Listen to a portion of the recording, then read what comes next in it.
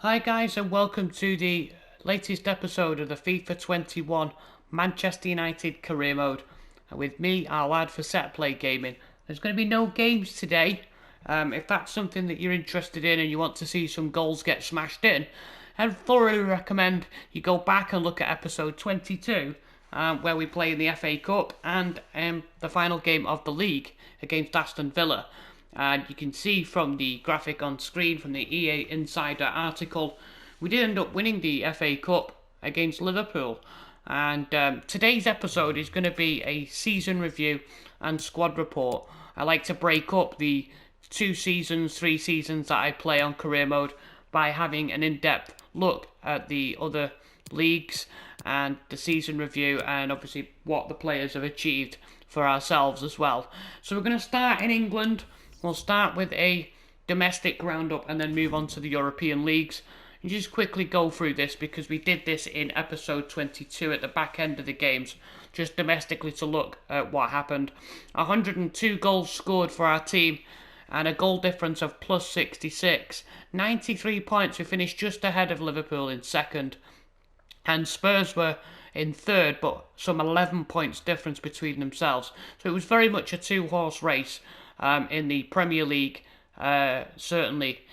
City managed to squeak into that fourth spot ahead of Leicester, and Leicester finished ahead of Wolves in the fifth spot on 67 points, just about squeaking Wolves out. The London clubs Chelsea and Arsenal make up the top 8. And then in mid-table, as you can see on the screen, Everton mid-table, a decent season, but they'll be hoping to do better than that next year. Brighton in 11th, going strongly there with 15 wins, so around a half game percentage, but their goal difference is pretty shocking. Fulham in 12th, Burnley in 13th, Southampton in 14th, Leeds first season, fairly safe I would imagine. Finished in 15th. They'll be hoping to improve on that next year, especially the goal difference, which was minus 24. West Ham, who flirted with relegation early on, managed to recover and get themselves out of it, and 4 or 5 points survival ahead of the relegation teams. Crystal Palace just outside the relegation zone on 31 and 3 points difference separating them between Sheffield United, West Brom and Villa, who all go down. Villa were actually relegated 2-3 weeks before the final few games, so they'll be hoping to try and bounce back up with their next season as they play Championship football. Let's jump across to the Championship now and see how things went in that league. Let's see who comes up into the next season. And Derby County won the league by a good stretch, 14 points difference, so definitely in cruise control there. 30 wins from 46 and only 5 losses is very good for Championship football. And a really good goal difference and scored 79 goals.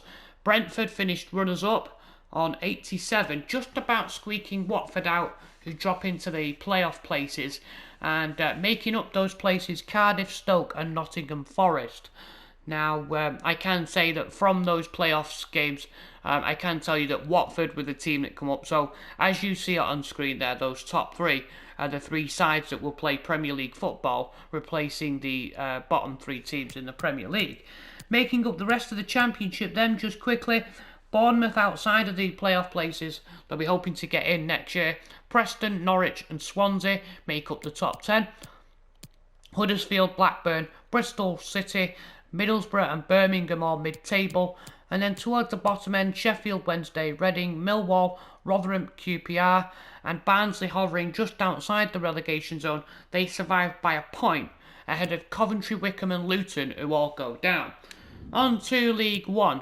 Now with League One, MK Dons won the league by 3 points over Peterborough. This was a fairly competitive league, as you can tell. Going into the final game, there's actually 3 teams there that could have won the league.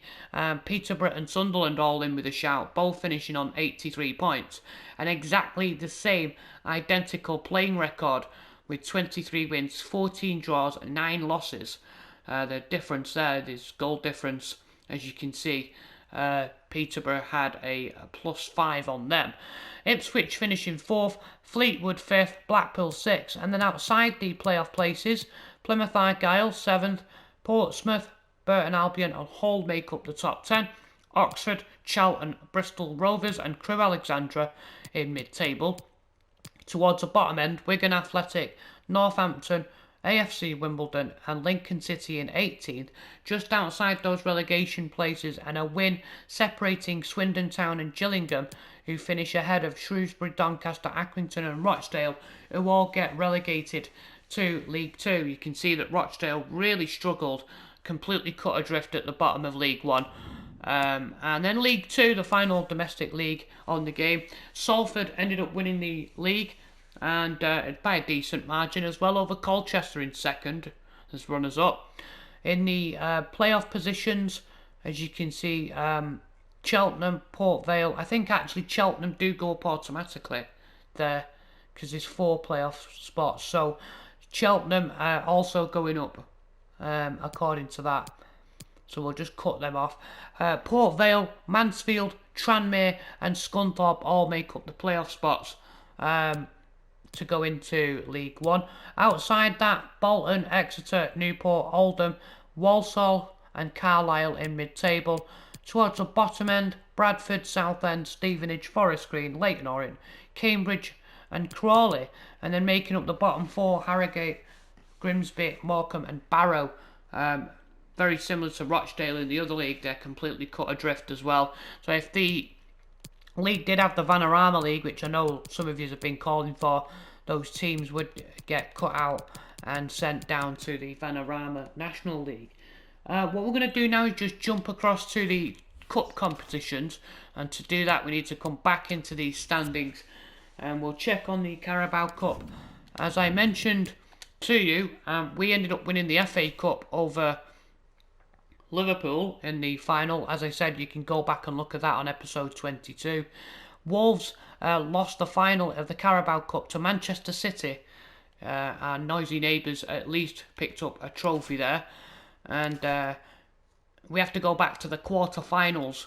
We got knocked out by Wolves. So one of the finalists at least getting through that knocked us out.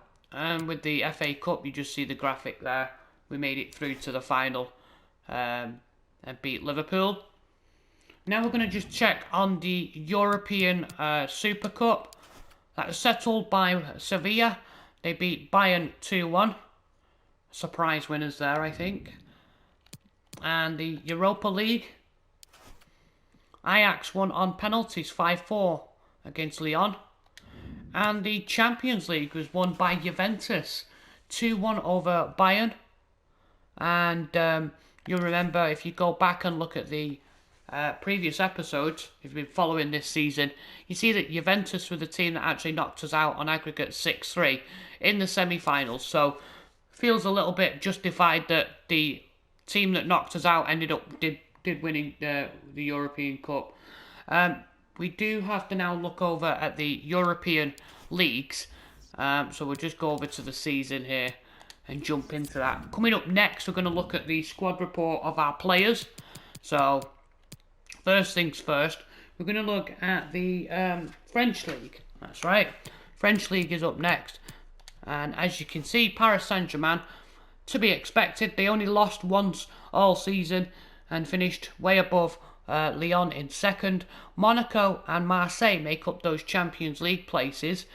And I think that's Lille Metropole in 5th, Rennes in 6th, Nice in 7th, Bordeaux in 8th, Montpellier 9th, Lens, Stade de Reims, Angers, Strasbourg, Nantes, Metz in mid-table towards the bottom end, Nimes and Saint-Etienne just outside the relegation places, Lorient, Stade Brestois and Dijon all getting relegated into the second league. We won't take a look at that, but if you have any other domestic leagues that you'd like me to check out other than the ones I'm showing you, then please do type it in the comments below if you'd like to see, for example, Denmark or even the South American ones like Brazil and Argentina. We're going to look at the Bundesliga now. The Bundesliga, Bayern finished way ahead of Dortmund in second. And scored 80 goals this season. Good goal difference. Leverkusen in third, they had a good season. Just finishing ahead of Leipzig in fourth, Mönchengladbach in fifth, and Hoffenheim in sixth. Some great deal of difference between Gladbach and Hoffenheim in fifth and sixth, though.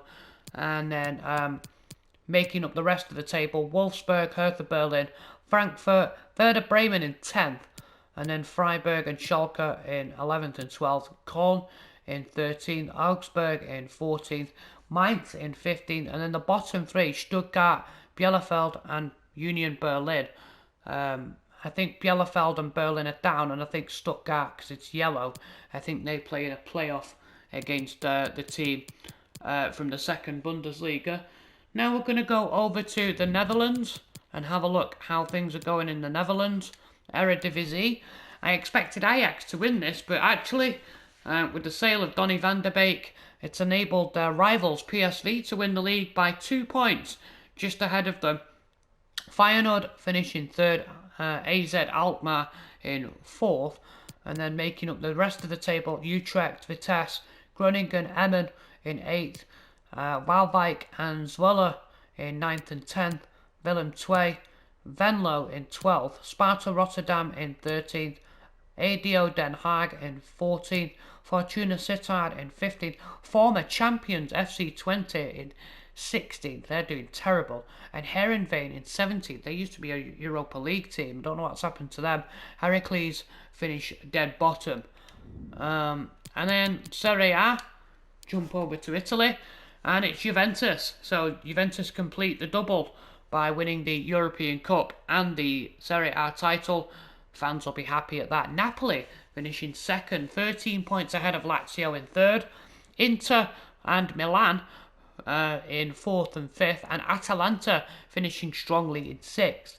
Making up the rest of that table, Sassuolo, Torino, Roma and Genoa in 10th, and then Cagliari, Fiorentina, Benevento in 13th, Udinese, Parma, Bologna and Hellas Verona in 17th, Sampdoria, Spezia and Crotone in the final three spots.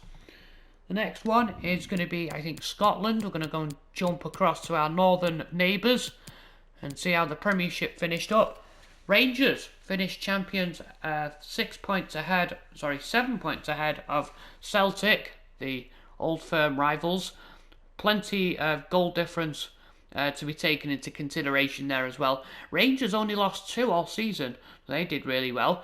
Aberdeen finishing third. It's to be expected to see those top 3 sides. So no change really with the SPL. And then we'll just take a quick look. Motherwell 4th, Kilmarnock 5th, Livingston in 6th, Hibernian in 7th, Dundee United in 8th, St Mirren, St Johnstone, Hamilton and Ross County dead last in the Scottish Prem. Now over to Portugal. Let's have a look at the Liga NOS. And Sporting Club Portugal are top, only 2 defeats all season, and 6 points ahead of FC Porto in second, and Benfica, Braga and Guimarães make up the final the top 5 spots. Real Ave outside of the top 5, Boa Vista, Maritimo, Belenenses and Santa Clara in 10th, Forense, Nacional, Morense, Pacos Ferreira and Portimonense in 15th, Tondela, Famalicão and Gil Vicente make up the bottom 3 in Portugal. And the final stop is going to be Spain. We're going to go and take a look at Spain.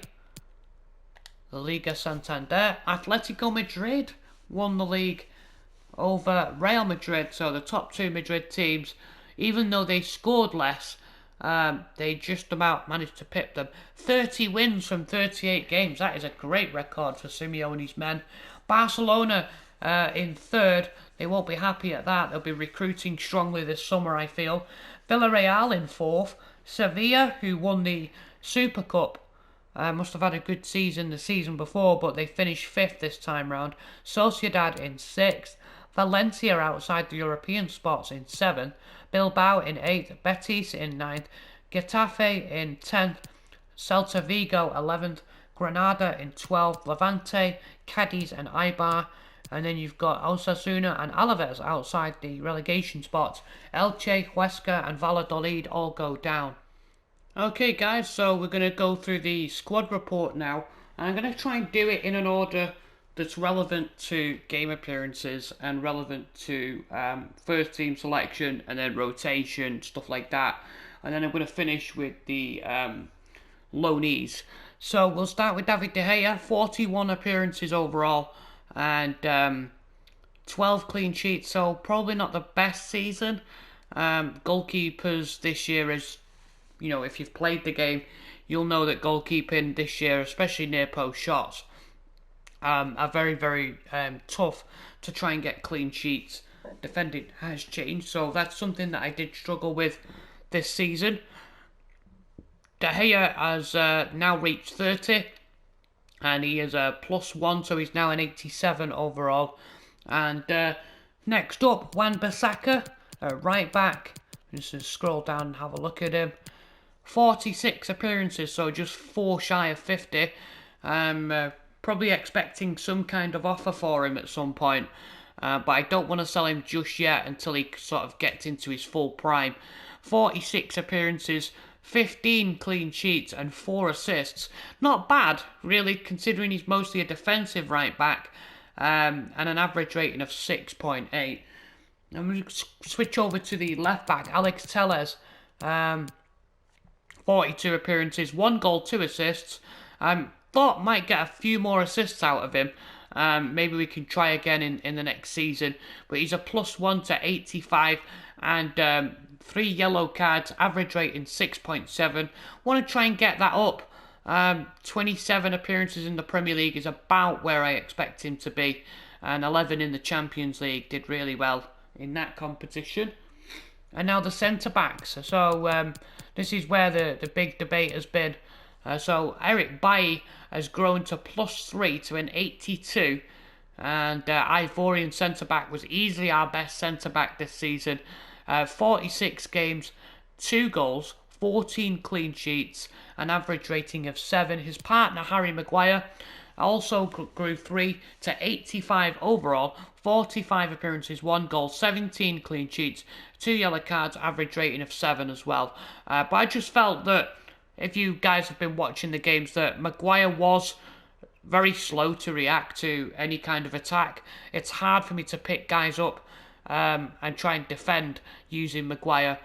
He does have his, obviously, positives, but at the moment the negatives far outweigh that. And honestly, if a solid offer came in for him, I would not hesitate to pull the trigger and sell him. It's that bad.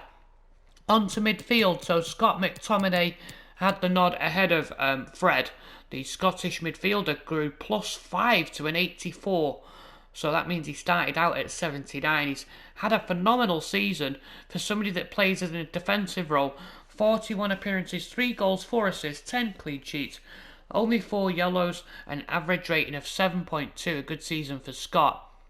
And then, so Van de Beek and Pogba. So we'll start with Pogba because he actually got a quad muscle tear. And so that's why you see so few games with him. 31 appearances, 7 goals, 6 assists, 13 clean sheets, average rating of 7.2. He was an 87, but he came down because of the injury, so missed a good chunk. 3.5 months, I think, in total he missed.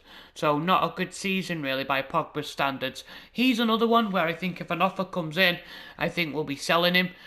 His replacement, Van de Beek, made 43 appearances, grew +3 to an 86, 6 goals, 13 assists, 14 clean sheets, 2 yellows. He did have that unfortunate red card in the Champions League, which I didn't think was a red card. An average rating of 7.3. I think he can more or less replace Pogba in that double pivot, that box-to-box role, and create us from central midfield. On to Bruno now. Bruno Fernandes, the captain. He took the captain's armband from Harry Maguire. Pochettino gave it him with his positive contributions to the team. And the creative attacking midfielder had the season to remember. As you can see, 47 appearances, 16 goals and 42 assists. That is absolutely phenomenal from the Maestro. 16 clean sheets, an average rating of 8. And as you can see from the Premier League, 32 assists from 32 appearances. So every time this guy stepped on the field, he did something and more. And in the Champions League, 6 assists in 10 appearances as well.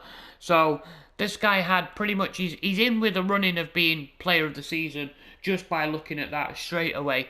Now the guy that obviously drew a lot of attention, Jadon Sancho. We paid 150 million for this guy, and this guy came in. He's very young, very talented. As you can see, 43 appearances, 17 goals, 14 assists, 13 clean sheets, average rating of 7.4. Grew +4 to a 91, and this guy has huge potential.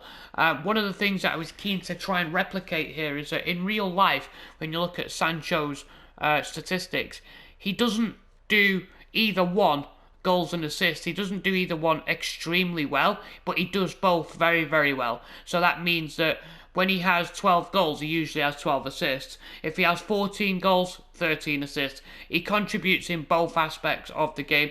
And I think I replicated that pretty well without going too extreme with it. And you can see from the stats as well, he had a very good Champions League campaign, 5 goals in 10 games, setting up 2 as well. So, you know, a very good positive contribution from Jadon Sancho in his first year on the right wing. So hopefully he'll build on that and score more goals and more assists in the next season. Now, Marcus Rashford, let's go to him. He was on the left side of midfield, left wing. Rashford, 49 appearances, so only 1 appearance shy of 50 within his first season. 21 goals overall in the campaign. He grew a +6 to a 91. This guy has been phenomenal for us on the left side. 14 assists as well, 16 clean sheets, an average rating of 7.4. He probably won't be in the running for player of the season, but certainly in terms of growth, this guy was phenomenal, +6. 21 goals, so he got past the 20 goal mark in all competitions. Solid season for Marcus Rashford, and hopefully he can build on that in the Premier League. He only scored 13, and I'd like to try and get him a bit closer, and that'll push him to the 30 goal plateau in all competitions. So hopefully he can do that in the next year. Now the guy that's in the running for player of the season with Bruno is this man, Anthony Martial, the 25-year-old Frenchman. Grew +4 to an 88, but it's his goal record that stands out. 47 appearances, 35 goals, 14 assists and 19 clean sheets. We're focusing more on the goal production here. This guy was a goal machine. He just could not stop scoring for us. And he only ended up being 1 shy of Mo Salah in the Premier League Golden Boot race. And he scored 8 goals in 10 appearances in the Champions League and set 6 up. So this guy was very much our main threat going forward. Martial in real life said he wanted to play as the main man up top. He replicated this fantastically. He did so well. A far cry from his real life position at the moment, where I think he's only scored 2 in 10 or 2 in 9. So this guy's really, really stepped up for us. And yeah, I mean, going forward, I can certainly see we scored so many goals going forward, and hopefully that continues into season 2. Now we're going to take a look at the rest of the squad. We're going to go through the other players, starting with goalkeeper Dean Henderson. And as you can see, made 16 appearances, 7 clean sheets, an average rating of 6.7. And the English shot stopper grew +3 to an 83. He's well in the running to replace David De Gea. Not straight away, obviously, because there's still a little bit of difference between Dino and David De Gea in terms of overall ability, but in terms of potential, in terms of where he's at, in terms of his age, he should be a starting goalkeeper. So obviously over the next season or two, in season 2 or season 3, if De Gea starts flirting with the idea of returning to Spain, we do have somebody waiting in the wings who's more than reliable, as you can see. Pretty much got a clean sheet every other game that he played in, so that's very solid. He beat out Romero.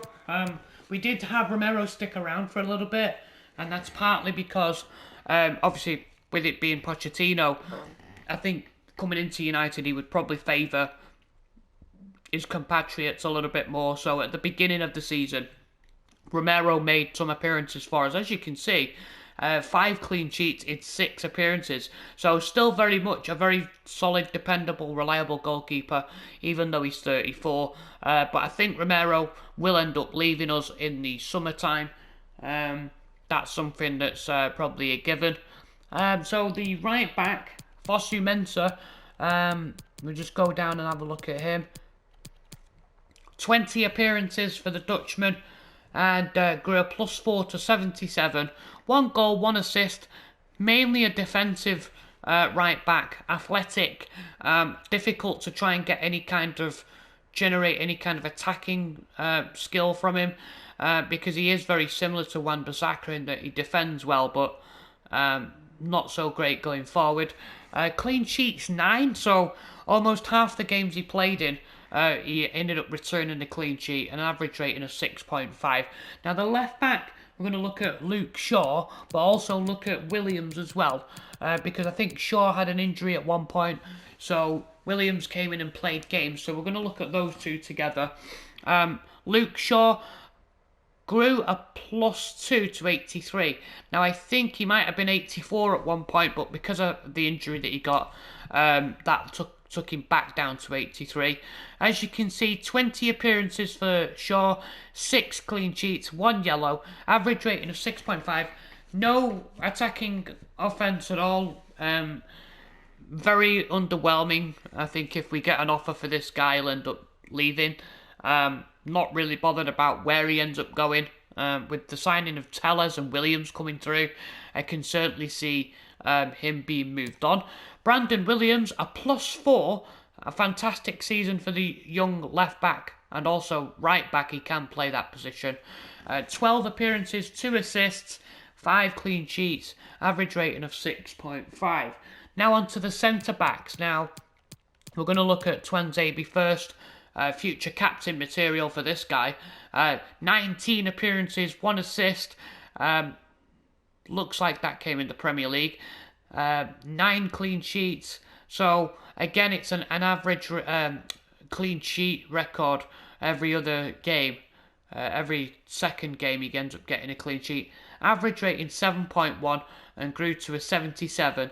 A fantastic season for Axel Tuanzebe. Now, at one point we did have Marcos Rojo next to him, but we got a tremendous opportunity to get Pau Torres in. And if you've been watching, he ended up making 6 appearances, Pau Torres, grew to a +2, 80 overall, and the Spanish 24-year-old, really impressed with his strength and athletic ability. So I'd imagine that he is going to push for his first team spot next season in the team. Now on to Fred. Let's have a look at him. Fred, 48 appearances. A lot of those were coming on as a sub, but he did have some starts, obviously. Again, primarily a central defensive midfielder, but I prefer to use him in central midfield, simply because I don't really believe that Fred is a defensive midfielder. 3 goals, 8 assists, 13 clean sheets, an average rating of 7.2.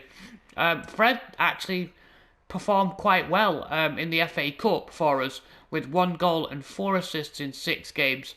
It's probably his favourite competition, as you can see from his stats, and grew a +2 to an 83. Now, the other guy that we signed recently, Hisham Badawi, he came in, he only made 4 appearances so far, but the Algerian is very young, very talented, got flair in his locker, yet to score for us, average rating of 7. So hopefully this guy can kick on and get some games for us in the second season. We'll give him a go in pre-season and see how he gets on in pre-season. Now the next guy, Juan Mata, the Mercurial Mata, he is declining quickly, and hopefully he will retire a red. I'm not anticipating selling him, and I'll still try and give him games and appearances to satisfy his hunger to play. 28 appearances, 4 goals, 12 assists, 11 clean sheets, average rating of 7. So he can still do the business.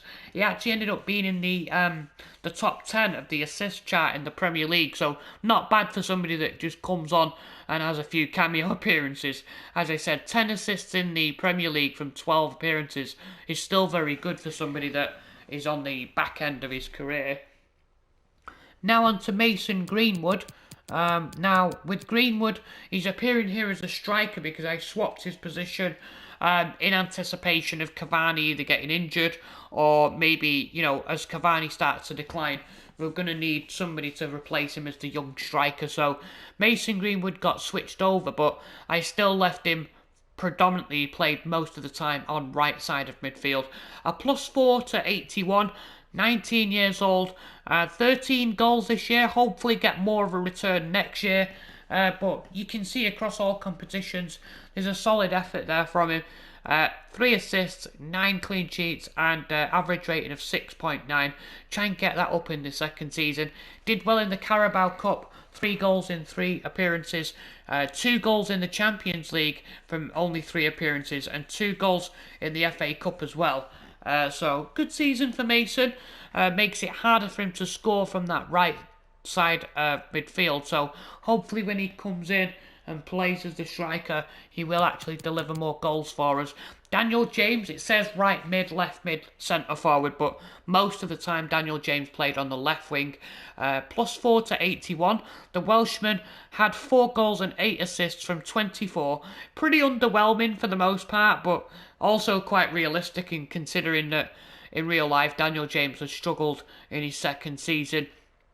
Did well in the FA Cup though, 3 goals, 2 assists in 5 appearances. Struggled in the Premier League, had 9 appearances, didn't score for us in the Premier League. Only 1 assist from those 9. It's probably his worst competition really, in terms of output. We certainly need more from Daniel James considering his overall ability, his overall rating, and the fact that he is fast. We need to utilise that, running in behind the full-backs and creating space from out wide and opportunities out wide. So he needs to have a better second season. Now on to Cavani. This guy was almost untouchable. Had it not been for Martial's fantastic scoring record, this guy probably would have been our main striker. He's 34. He's dropped now to 82 from 84, so he's a -2. But as you can see, his output is absolutely phenomenal. 7 goals in 6 appearances and 3 assists in the FA Cup. An average rating of 8.5. And he was the main reason why we won the FA Cup. In the Premier League, tells its own story as well. 11 goals in 20 appearances is fantastic for somebody that's only used as a rotation striker. And then in the Champions League, he scored 1 goal every other game.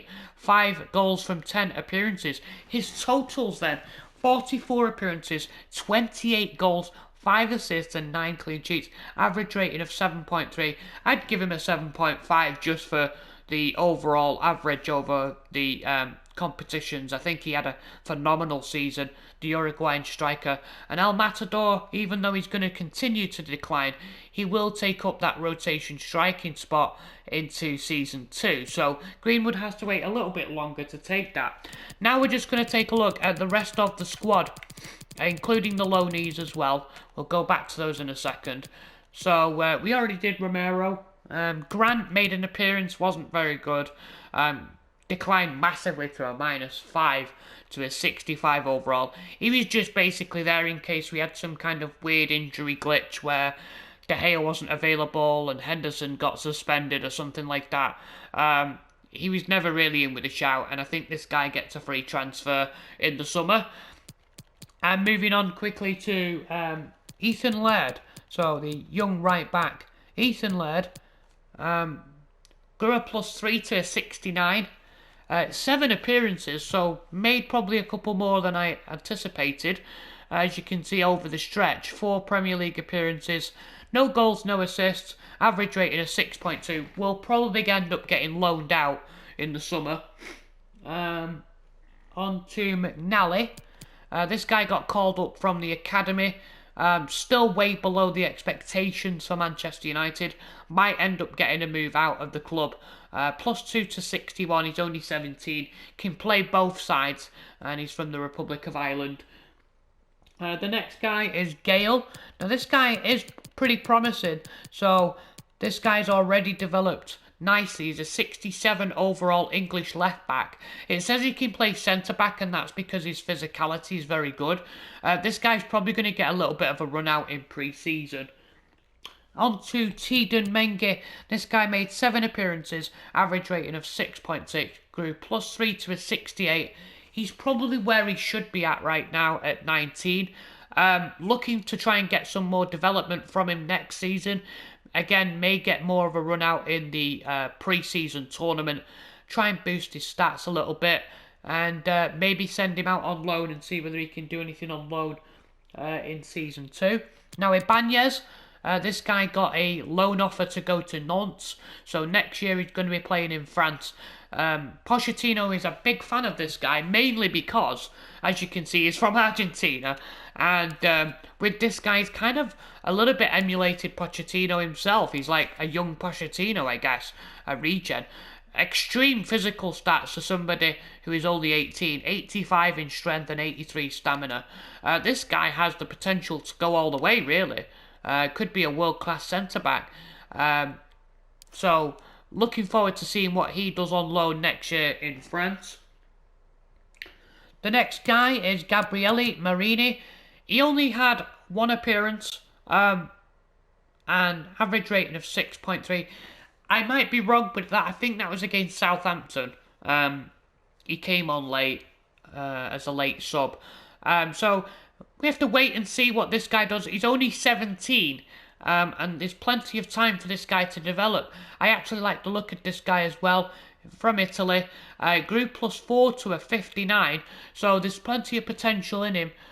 May end up getting a loan, but it's hard to do that when the players are so low rated. So for now, he's just going to develop. And if we do get a loan offer for him, we'll send him out and get him some experience.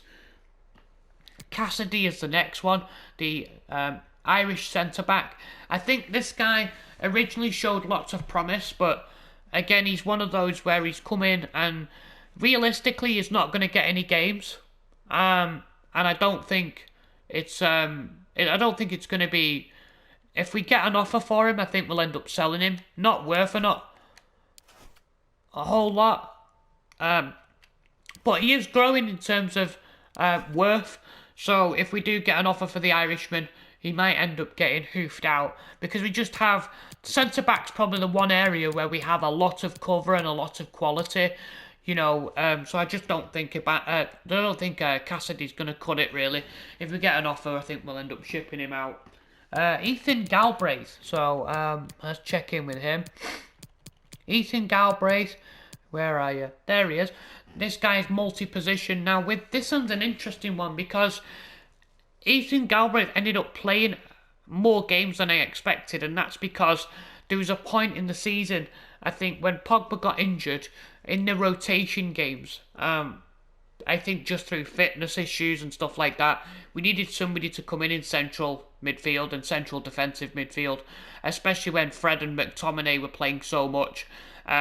It just made sense for him to come in and get some game time. It was, you've got him, why not use him? And he's not bad, like he's grew +5 to a 68. He's 20 years of age. Didn't score for us. Got himself into some good positions. 13 appearances, 2 assists, and they came in the FA Cup.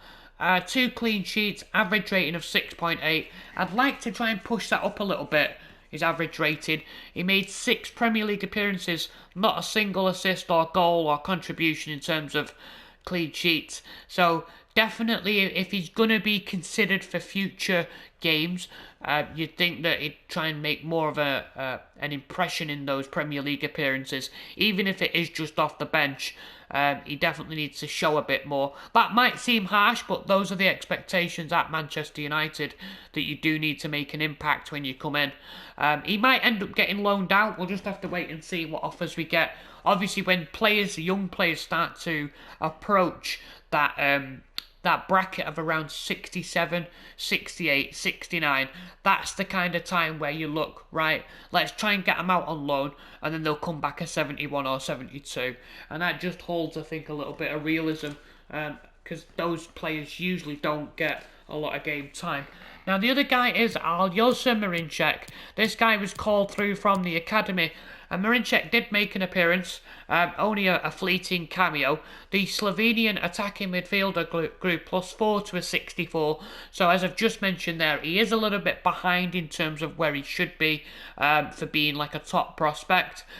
He's a decent player, retains the ball very well, but I think if we'd get an offer to loan him out, I think he'll definitely go out. It's just whether anybody comes in for him, really. He's one of those where, because we have such massive strength in the creative attacking midfield role, in terms of squad depth, I'm worried about him actually making any kind of impact at all. So that's why I say if he is going to get game time, it'd be best if he goes out on loan for him. The next player is Ihataren. This guy is probably the guy that's in line to replace Juan Mata. As you can see, he can play in central midfield and out wide on the right. Grew +1 to a 78. I was hoping it'd be 79 or 80 by now. It took a while for that +1 to come through as well. Only made 13 appearances, 2 goals, 3 assists, average rating of 6.7. He will get a massive push in pre-season. And obviously, because Juan Mata started to decline, they're of similar rating now, as you can see. So Ihataren will get more games in the second season, and I'm hoping for big things from this guy. Superbly talented, so I'm hoping that he's the next guy in line behind Bruno, of course, who's first choice. Now, Nolan Gross. So much has been made about this youngster from France. We found him in the academy. We was looking for somebody that but played a little bit similar to Hannibal Mejbri in real life.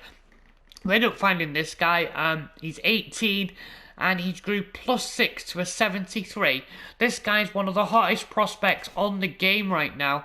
We're using advanced playmaker training on him, and as you can see, 5-star weak foot, 4-star skill moves, and a speed dribbler trait as well to boot. This guy, I can imagine once we get an offer for him to go out on loan, he'll go out on loan, and he's already a 73, so at 18, this guy has, he pretty much has everything in his locker to become, one of the best players in the world, and that's no exaggeration. If he has a successful loan period and comes back a 76 or a 77 at 19, that is just going to be ridiculous. So he's definitely in with a shout. Nolan Gross. Now, Facundo Pellistri, the Uruguayan right midfielder. Let's go to his stats. 10 appearances, 1 goal, 1 clean sheet, average rating of 6.4. That goal came in the Emirates FA Cup. I'd like to see more from this guy, and again, it's because Mason Greenwood's playing wide right.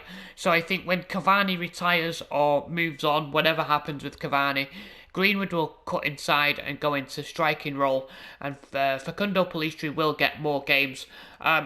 We're open to loaning this guy out as well because he's hit that benchmark at 71, 72. He's 19, so he's under 21. If we get an offer to loan him, I'll loan him. But I'm quite happy for him to be a bench player in the rotation side for now.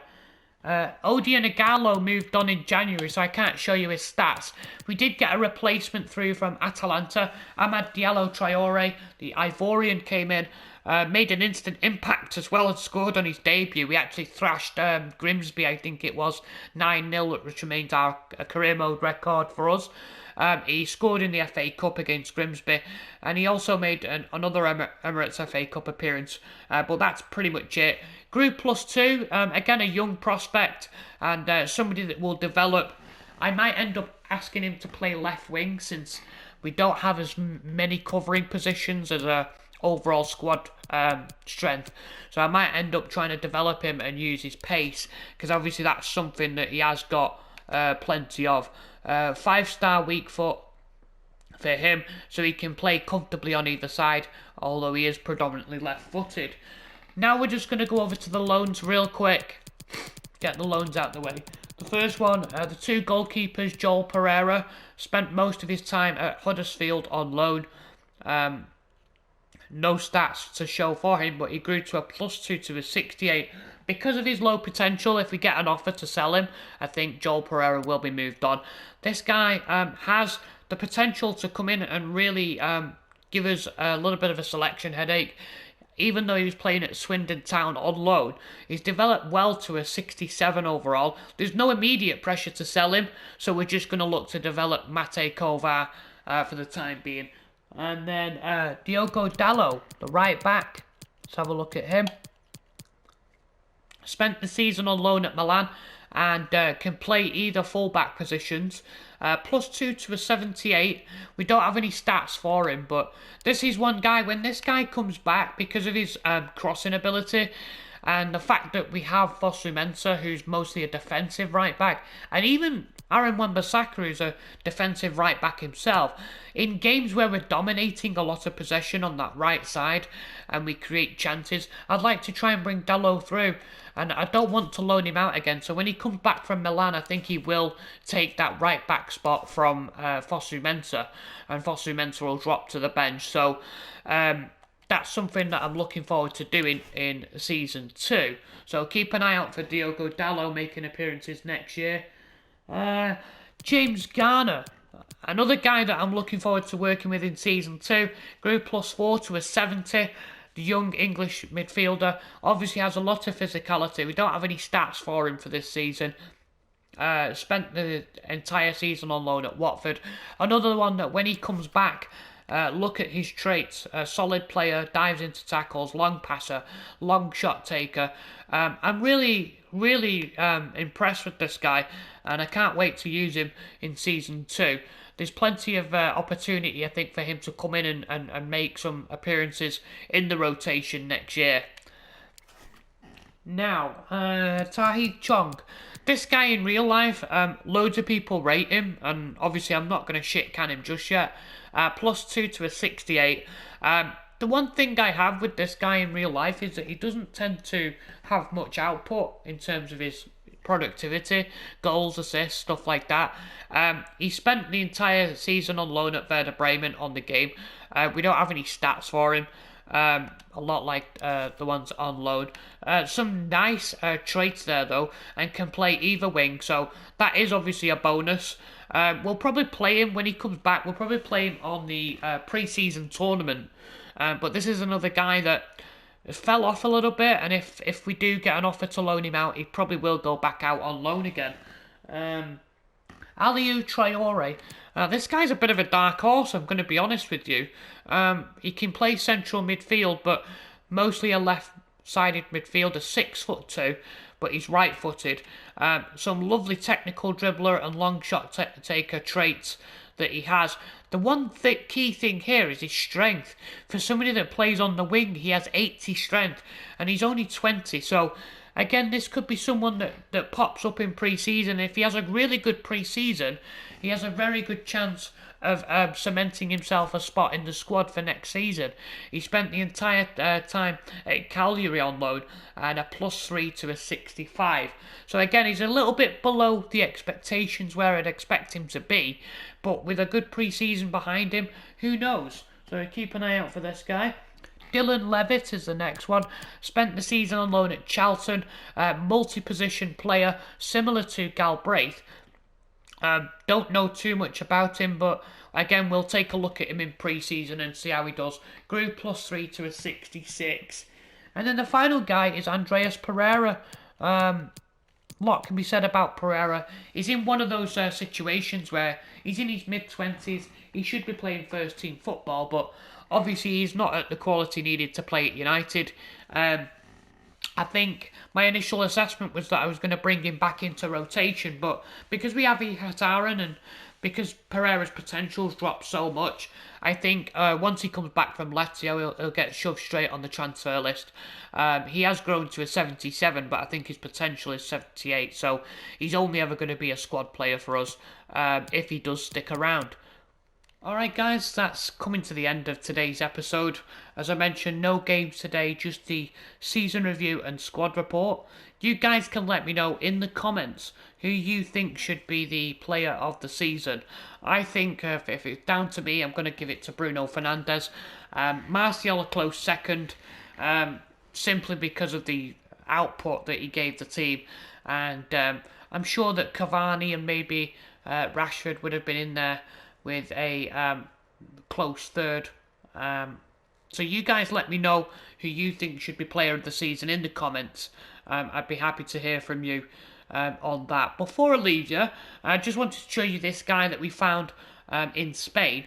Similar to the experiment we did where we looked for a Hannibal Mabry type player and we got Nolan Gross. This guy is kind of like a replica of Arnaud Puigmal Martinez, who in real life plays in the Manchester United Academy, and he's highly rated, really, really highly rated. This guy is, again, another top prospect, completely lights out. The only thing missing from him is a trait. Manuel Silva can play central mid, cam and centre forward. 5'9", potential of 92 to 94, narrowed down. So this guy, when he comes through to the United squad, I'm pretty sure because of his position, I'm pretty sure he's going to not get any games. And that sounds ridiculous, but hear me out. I think what usually happens is they get sent out on loan first, and then, just to assess how they play, how they do on loan, and then they'll get recalled and maybe get some cup games and maybe some late league appearances. So for the next season, if this guy comes through, you might not see much of him, but you will see more of him in the future. This is definitely somebody that we can build a team around. Pretty much what Americans would call a franchise player.